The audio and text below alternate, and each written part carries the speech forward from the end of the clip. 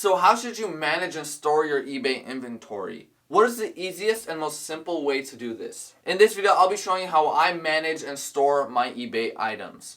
Storing your eBay items is very important, as it will be easier to collect them after that's sold. So the way that I do it is actually the way that a lot of other very successful sellers do it. And that is by using the SKU number feature. So this is how my system works. So how this works is when you're listing an item, you will see right below your title there is a section called custom label, aka SKU.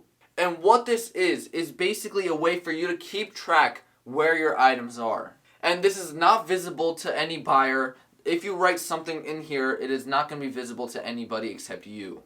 You might be asking me, what are you supposed to write? That is when storage containers come into play. Right behind the camera, I have 4 different storage boxes, and there are multiple different letters on these boxes.